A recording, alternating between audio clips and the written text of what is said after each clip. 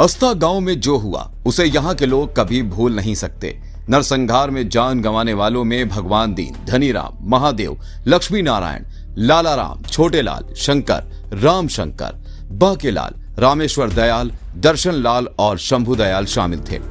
शिव कुमारी और उनका 5 साल का बेटा मुनेश घर में लगी आग में जिंदा जल गए थे।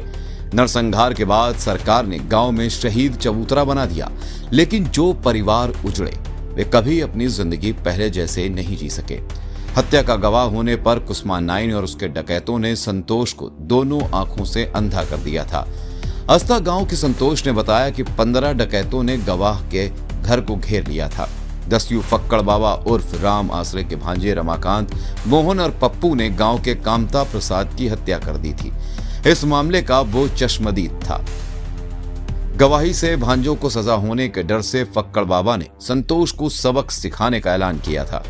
15 दिसंबर 1996 की रात करीब 10 बजे कुसमा नाइन की अगुवाई में करीब 15 डकैतों ने संतोष के घर को घेर लिया था। डकैत संतोष और उसके घर पर सो रहे मित्र राज बहादुर समेत गांव के 6 लोगों को बंधक बनाकर गांव से 4 किलोमीटर दूर बीहड़ में ले गए।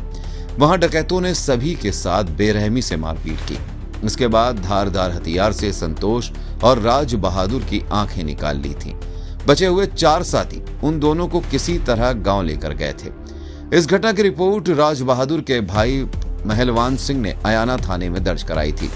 डकैतों के विरोध में आंखें गंवाने वाले दोनों दोस्तों का कहना है कि डकैतों ने बीहड़ पे जमकर कहर बरपाया, जिससे आज तक बीहड़ उबर नहीं सका है। इस घटना के बाद से अस्ता गांव विकास की पटरी से ऐसा उतरा कि आज तक वापस न चल सका। गांव के युवाओं को रोजगार तलाशने के लिए अपना आशियाना छोड़ना पड़ा। 1964 में जालौन जिले के टिकरी गांव में जन्मी कुसमा नाइन का बचपन रईसी में बीता। पिता गांव के प्रधान और सरकारी राशन दुकान के मालिक थे। कुसमा को पड़ोसी माधव मल्लाह से प्यार हो गया। घर वालों ने विरोध किया, लेकिन वो भागकर उसके साथ दिल्ली चली गई। पुलिस ने उसे पकड़ लिया और पिता ने उसकी शादी दूसरी जगह कर दी। लेकिन तब तक माधव मल्लाह डाकू बन चुका था। वो गैंग के साथ आया और कुसमा को उसके पति से छीनकर बीहड़ों में ले गया। यहीं से उसकी जिंदगी की दिशा और दशा दोनों बदल गई। कुसमा नाइन के नरसंहार के बाद सरकार ने अस्ता गांव में मारे गए लोगों की याद में चबूतरा बनवाया।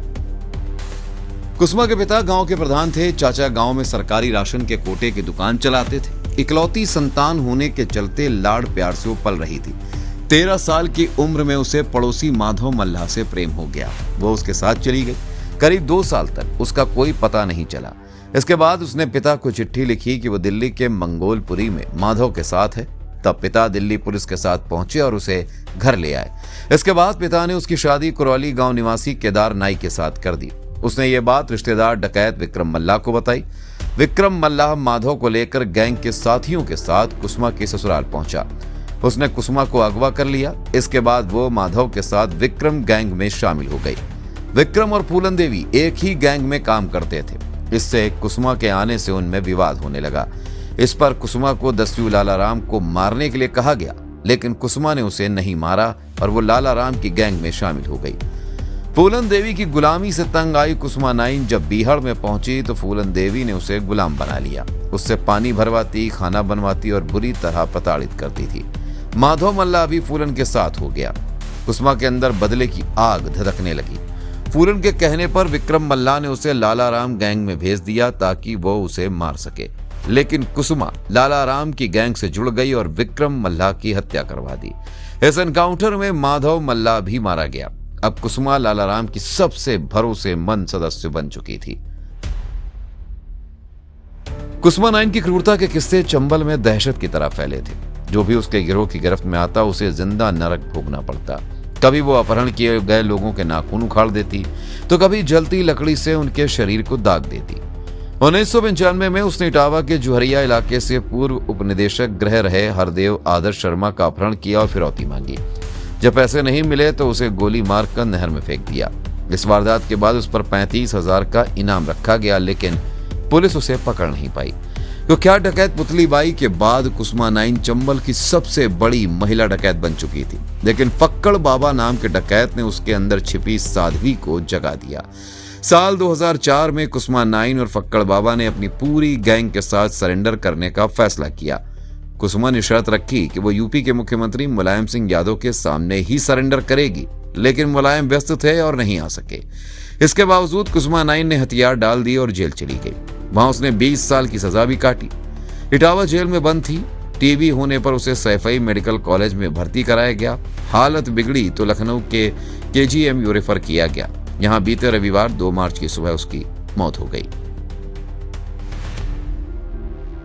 कुसुमा ने बेहमई कांड का बदला लिया था। 26 मई 1984 को कुख्यात डकैत लालाराम श्रीराम और कुसुमा नाइन ने अस्ता गांव में जो खून की होली खेली थी, उसकी चीखें आज भी लोगों के जहन में गूंजती है। उन्होंने 12 लोगों को एक लाइन में खड़ा कर गोलियों से छलनी कर दिया था। पूरे गांव को आग के हवाले कर दिया, जिसमें एक मां और उसके मासूम बेटे की जलकर मौत हो गई थी। गांव की गलियों में सिर्फ चीखें ही सुनाई दे रही थी। इस नरसंहार के पीछे फूलन देवी का कुख्यात बेहमई कांड था, जिसमें 1981 में 20 ठाकुरों को एक लाइन में खड़ा कर गोली मारी गई थी। अस्ता गांव में मल्लाहों की संख्या अधिक थी, इसलिए कुसुमा नाइन और उसकी गैंग ने यहां हमला बोला। सोमवार को पुलिस अभिरक्षा में दस्यु सुंदरी कुसुमा नाइन का कुरौली गांव में विधि विधान से अंतिम संस्कार किया गया। पति केदार ने कुसुमा को मुखाग्नि दी। रविवार रात दस्यु सुंदरी कुसुमा नाइन 45 साल बाद अपनी ससुराल आई तो कफन में लिपटी हुई। उनके अंतिम संस्कार को लेकर प्रशासन पूरी तरह सतर्क रहा। गांव में रात भर भारी पुलिस बल तैनात रहा और पुलिस अभिरक्षा में सोमवार सुबह दस्यु सुंदरी का अंतिम संस्कार संपन्न हुआ। उसके अंतिम दर्शन के लिए कुरौली गांव में जिले भर से समाज के लोग जुटे। ग्रामीणों के साथ साथ उनके पुराने परिचित और संबंधी भी अंतिम विदाई देने पहुंचे। उनके निधन की खबर से गांव में सन्नाटा पसरा रहा, लेकिन माहौल शांतिपूर्ण बना रहा। सोमवार सुबह गांव में कड़ी सुरक्षा व्यवस्था के बीच अंतिम यात्रा निकाली गई और सोमवार सुबह विधि विधान से अंतिम संस्कार कर दिया गया। पति ने मुखाग्नि दी। पति केदार उर्फ रूठे याज्ञिक के साथ दूसरी पत्नी के पुत्र और पुत्रियां तथा नंद आदि भी मौजूद रहीं। इटावा जेल में बंद कुसुमा की तबीयत खराब होने पर उसे सैफई मेडिकल कॉलेज में भर्ती कराया गया था। इस पर उसने अपने परिजनों से मिलने की इच्छा जताई थी। इस पर सिरसा कलार थाने से रामजी के पास भी फोन आया था, लेकिन उन्होंने मिलने से मना कर दिया था। ज्यादा हालत खराब होने पर उसे लखनऊ भेज दिया गया था। कुसुमा नाइन की लखनऊ में शनिवार की रात इलाज के दौरान मौत हो गई थी। कुरौली गांव से अगवा करके बीहड़ ले जाई गई कुसुमा सबसे पहले माधो के माध्यम से विक्रम मल्ला गिरोह में मिली। इसके बाद वो करीब 8 साल तक इस गिरोह में रही। विक्रम की मौत होने के बाद वो लालाराम के संपर्क में आई और कुछ दिन के बाद वो राम आसरे उर्फ फक्कड़ के संपर्क में आ गई और 16 साल तक बीहड़ में राज करती रही। वो इटावा के साथ साथ कानपुर व अन्य जेलों में भी रही। चुरखी थाना क्षेत्र के एक गांव में 1982 में लालाराम और कुसुमा का गैंग रुका था। पिथौपुर के पीछे इस गांव में डकैत अक्सर रहा करते थे।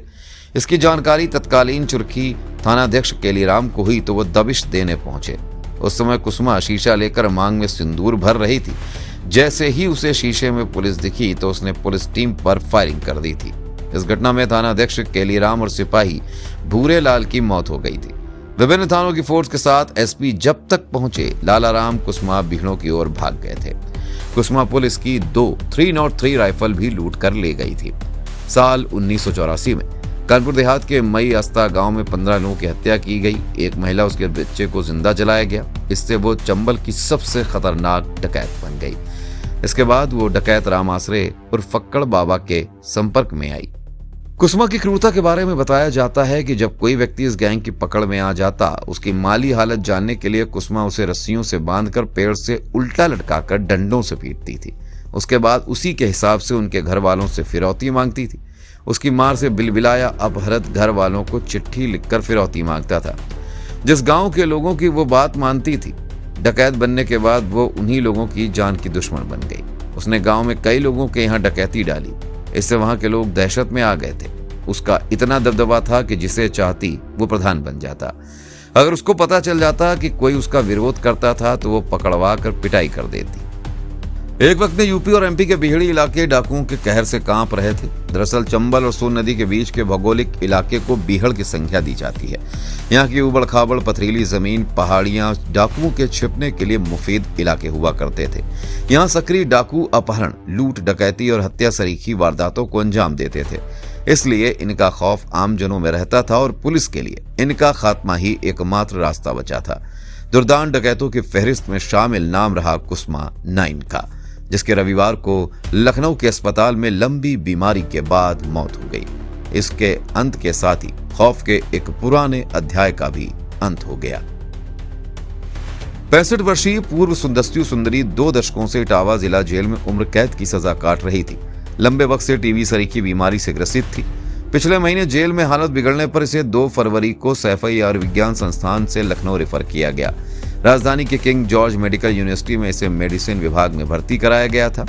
चिकित्सकों के मुताबिक टीबी की बीमारी इसके पूरे शरीर में फैल गई थी। इसे सेप्टिसीमिया भी हो गया था। गंभीर बीमारियों से जूझते हुए इसने दम तोड़ दिया। एक के बाद एक तमाम वारदातों को अंजाम दे रही कुसुमा पुलिस के लिए तगड़ा सिरदर्द बन चुकी थी, पर उसे पकड़ने की तमाम कोशिशें नाकाम साबित हुईं। खौफ बढ़ने के साथ ही कुसुमा की महत्वाकांक्षा भी बढ़ती चली गई। कुसुमा के गिरोह ने यूपी में 200 और मध्य प्रदेश में 35 वारदातों को अंजाम दिया था। 2 प्रदेशों की पुलिस का शिकंजा कसता जा रहा था। इसके बाद 8 जून 2004 को कुसुमा और फक्कड़ बाबा ने मध्य प्रदेश के भिंड जिले के दमोह थाने की रावतपुरा पुलिस चौकी पर पहुंचकर आत्मसमर्पण कर दिया। 30 अक्टूबर 2017 को इटावा की फास्ट ट्रैक कोर्ट ने कुसुमा को शर्मा हत्याकांड में उम्र कैद की सजा सुनाई थी। तब कोर्ट से निकलते वक्त कुसुमा ने फक्कड़ बाबा को घूर कर देखा और कहा, तुम्हारी वजह से ही सजा हुई है। जंगल में रहते तो राज कर रहे होते। इस मामले में 7 और आरोपी बनाए गए थे। इसमें डकैत अरविंद गुर्जर के साथ सपा महिला प्रकोष्ठ की तत्कालीन जिलाध्यक्ष निर्मला गंगवार, मोहन देवेंद्र जौहरी कटियार उर्फ राम नरेश, रमाकांत दुबे, अशोक चौबे को भी आरोपी बनाया गया था। ये सभी साक्ष्य के अभाव में बरी हो चुके हैं। जेल में कैद रहने के दौरान राम आश्रय तिवारी और फक्कड़ बाबा ने आध्यात्म से नाता जोड़ लिया। उसे आदर्श बंदी के तौर पर पुरस्कृत भी किया गया। तो वहीं कुसुमा के हृदय परिवर्तन की बातें भी सामने आई। जेल अफसरों के मुताबिक कुसुमा ने पूजा पाठ शुरू कर दी। अनपढ़ होने के कारण दूसरे बंदियों से बारी बारी रामायण और गीता पढ़वाकर सुनती थी। व्रत रखने भी शुरू कर दिए थे। मीडिया की खबरों में इसके बदले व्यवहार की तमाम खबरें आती रहीं। हालांकि सजा मिलने और पछतावे की जिंदगी जी रही कुसुमा 9 कुदरत के इंसाफ से नहीं बच सकी। जेल में उसकी सेहत बिगड़ती चली गई। गंभीर बीमारियों ने एक बार उसे गिरफ्त में लिया और उसकी मौत की पटकथा रच दी। इसके अंत के साथ ही बीहड़ से जुड़े दहशत और क्रूरता के काले अध्याय का भी खात्मा हो गया। Prabuddh Chauhan, special desk news plus 24/7।